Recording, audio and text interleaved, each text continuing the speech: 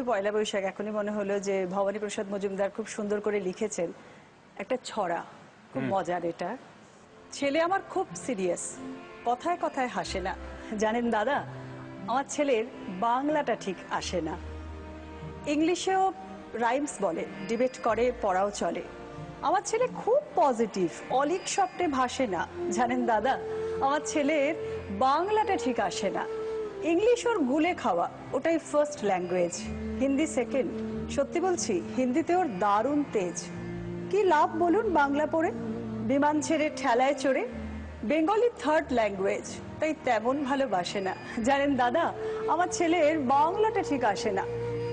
বাংলা আবার ভাষা নাকি, নেই কোনো চার্ম বেঙ্গলিতে। সহজ সরল এই কথাটা লজ্জা কিসের মেনে নিতে।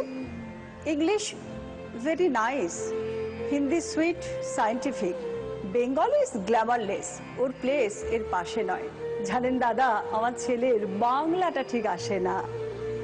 বাংলা যেন কেমন কেমন, খুব দুর্বল প্যান প্যানে, শুনলে বেশি গা জ্বলে যায়, একঘেয়ে আর ঘ্যান ঘ্যানে। কিসের গরব, কিসের আশা, আর চলে না বাংলা ভাষা। কবে যেন হয় বেঙ্গলি ডে, ফেব্রুয়ারি মাসে না।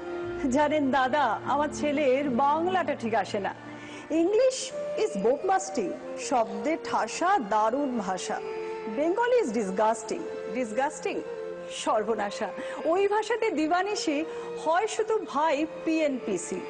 ওই ভাষা তাই হলেও দিশি তেমন ভালোবাসে না।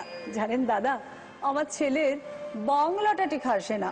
বাংলা ভাষা নিয়ে নাকি অ্যাংলা প্যাংলা সবাই মুগ্ধ। বাংলা যাদের মাতৃভাষা, বাংলা যাদের মাতৃদুগ্ধ। মায়ের দুধের বড়ই অভাব, কৌটোর দুধ খাওয়াই স্বভাব। ওই দুধে তেজ তাকত হয় না, তাই বাংলাও আর হাসে না। জানেন দাদা, আমার ছেলের বাংলাটা ঠিক আসে না।